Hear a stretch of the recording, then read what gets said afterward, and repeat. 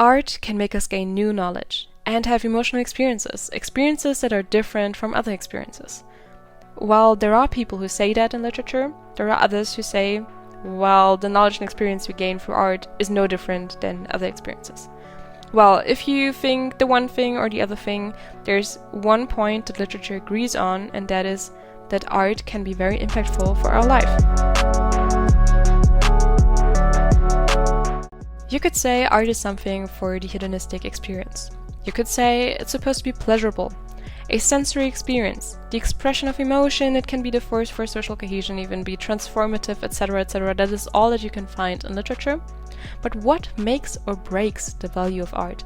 And that is definitely a huge discussion that I'm not going to completely start today, and that we will all disagree on probably, because there are a lot of opinions on this. I know this is a huge discussion.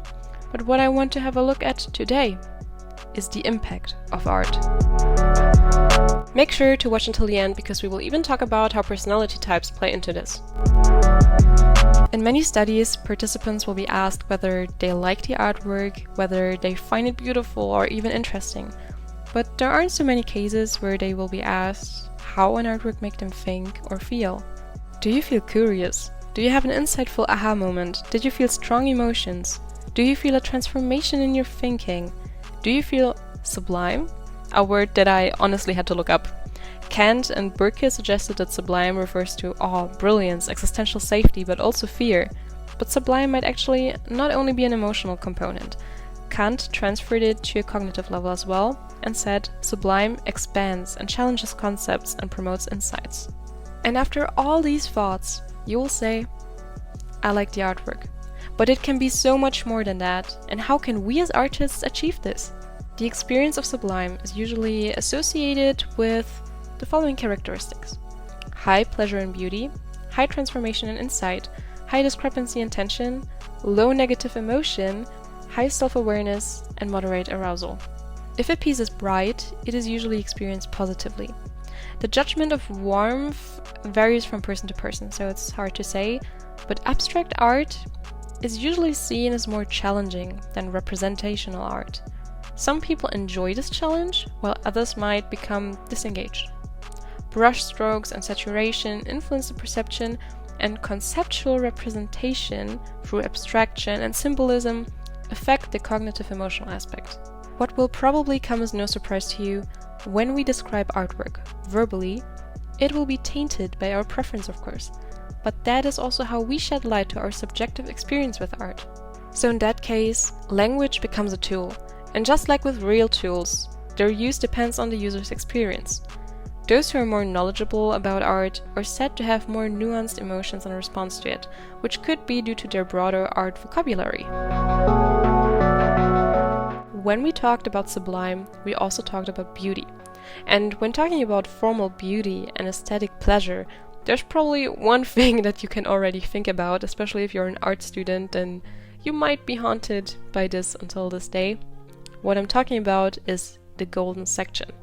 The golden ratio is associated with harmony, and it is said to be especially pleasing to look at. According to Huntley, the interest in golden sections started with maths actually, with Pythagoras to be more specific.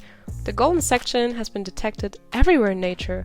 In plants, in the human body, in the structure of minerals, in planetary systems, even in man-made structures, such as buildings and sculptures. This was considered the first real discovery made in aesthetics. But like everything in life, the golden ratio is also faced with critique. Critics say that art is simply complex, and this leads to uncertainty as to how to make the measurements for the golden ratio. While we should not dismiss the entire importance of the golden ratio, it should not be taken as bigger than it is. But it's nice to look at, isn't it? The study on formal beauty relies on the idea that harmonious or beautiful figures are in line with a feeling of pleasure. Beauty sounds positive. We were talking about brightness, pleasure, aesthetic pleasure, formal beauty, but is that all there is to it? What about the dark side? Okay, now this sounds cringy, but can there be beauty in dark art? Even if not beautiful, there must at least be impact. A core characteristic of the aesthetic experience is its ability to elicit emotion in the observer. The color composition and linear mark direction of the picture have been shown to evoke emotional responses. Lighter colors are usually associated with more positive emotions. Chaotic lines indicate agitation. But how can we know all of that? Well, there have been studies. The tone of art has shown to result in changes in the body of the perceiver. For instance, there would be frowning when the image had a negative tone, smiling, of course, when there was a positive work, or levels of arousal when seeing stirring images, and that was usually measured through the levels of skin conductance. And now I will probably be feeding into a cliché, and I'm already sorry for that, but the image of the mentally ill artist. Literature has shown a link between mental health and artwork. Artists' opinions, feelings, ideals, and emotions are inextricably reflected in their work. Some even portray them purposefully. Mark Rothko, Edvard Munch, Bernard Buffet, they all said that they represented their dysthymia in their work. Paul Cézanne's, Vincent van Gogh's, and Jackson Pollock's work have been interpreted as portraying mental disturbance. I'm not saying that all artists are mentally ill, but I do think it's interesting to see how artists who struggle with mental illness portray that in their art and work with that. There has been a artwork series called Living with Mental Illness, and the participants here perceived the main three themes as darkness, solitude, and recovery. The connotated emotions with the theme of darkness were usually emotions such as anguish, burden, struggles. The participants also recognized entrapment, fatigue, pain, and fear. And at the same time, as we said before, they also recognize recovery.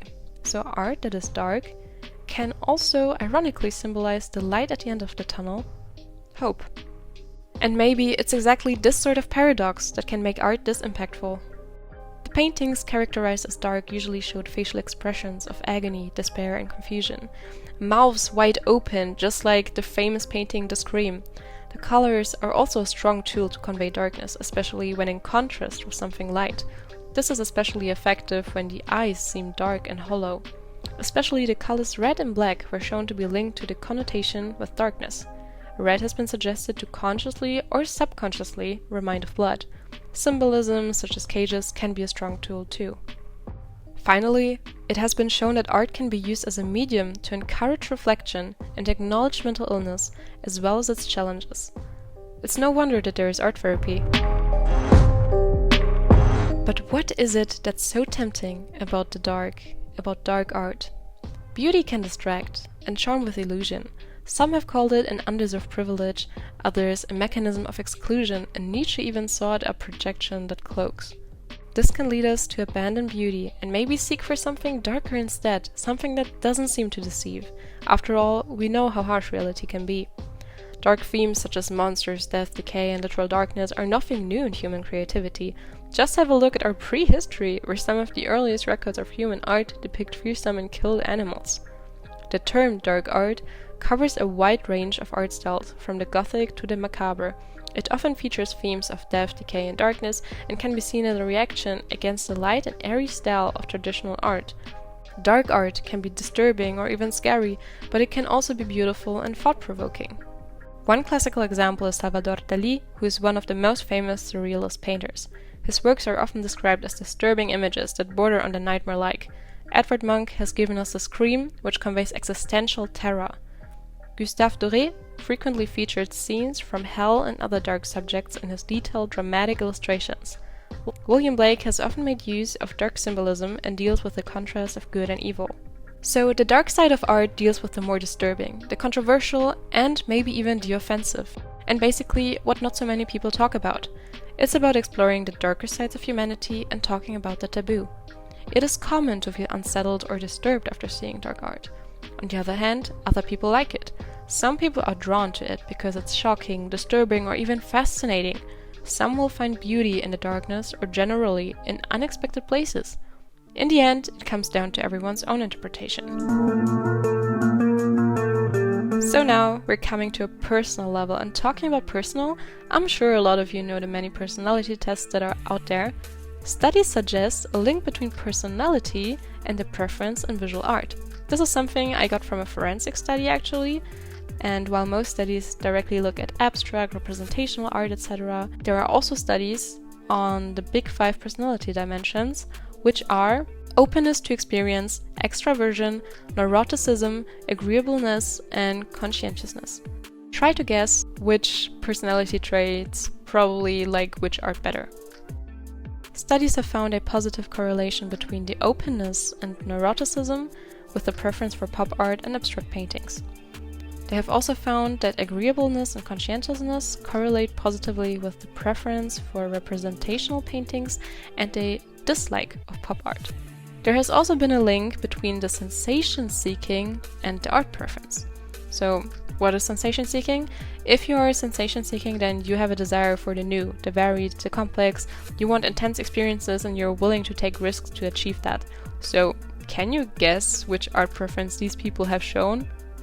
Well, there's a positive correlation with preference for complex, asymmetrical, and violent abstract paintings.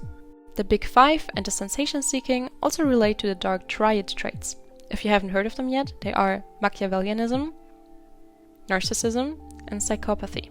Machiavellianism is characterized by a cynical worldview, planning ahead, building alliances, trying to maintain a positive reputation. Narcissism, on the other hand, is about a grandiose identity, underlying insecurity, and dominance. Psychopathy is associated with selfishness, impulsiveness, aggressiveness, abandoning friends, lacking empathy, paying little attention to the reputation. A low agreeableness and high openness to experience is usually associated with Machiavellianism and narcissism. Low agreeableness and low conscientiousness is usually associated with psychopathy. High sensation seeking is also associated with psychopathy. I see you there, bungee jumpers. In the end, art is something subjective and connected to preference. But art can also touch us on so many levels. It has shown to have an impact, physically and emotionally, and that's why it can be so personal. What do you think makes art impactful? What does impact even mean to you? Is it just emotional and cognitive response? Do you think dark art generally tends to be more impactful? Share your thoughts and opinions in the comments. I want to see your opinions, and I hope you like this new video format, which is sort of a video essay, I guess. Let me know if you want to see more of the sort, and hear you soon. Bye!